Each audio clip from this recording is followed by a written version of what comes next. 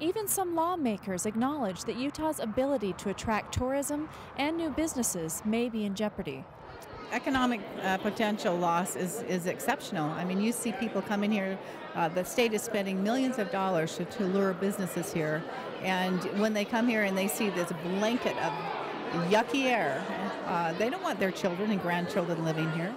We're not here with a political agenda. We're not here with we're not Republicans or Democrats. We're just moms who are really passionate about protecting our kids from something that we know is causing them harm. We're reasonable people. We're nonpartisan, bipartisan. She's a Democrat. I'm a Republican. I own a business. I own some holdings in the oil industry. We aren't nuts. We aren't kooks. What we want is common sense public policy. That's all we're after.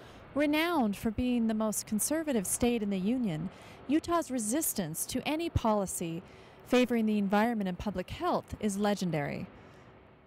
There's a political philosophy among some of the ultra-conservatives in Utah that renewable energy has a bad name. Anything green or environmental, it has taken on a pejorative term.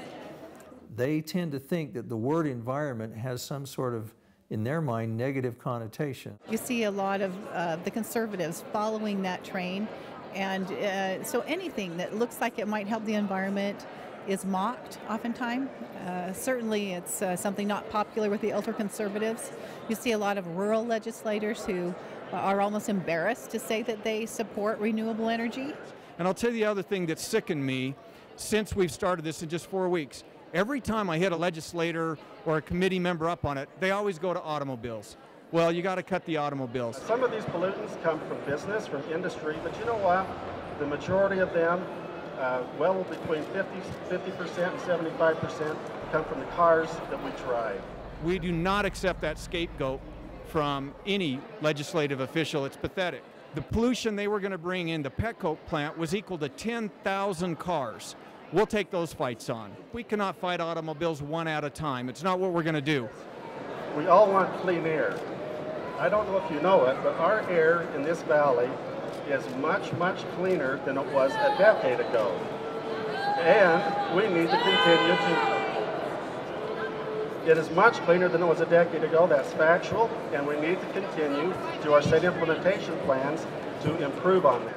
If we can't find representatives that have common sense or will put that policy in that give us an increasing quality of life year in and year out, we'll quietly move to replace them.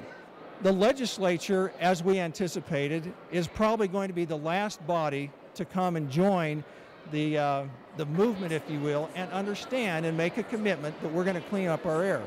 We think that the legislature will come around, but it'll be from public pressure. Our legislators are literally operating in a haze. We're really waging a political battle up here.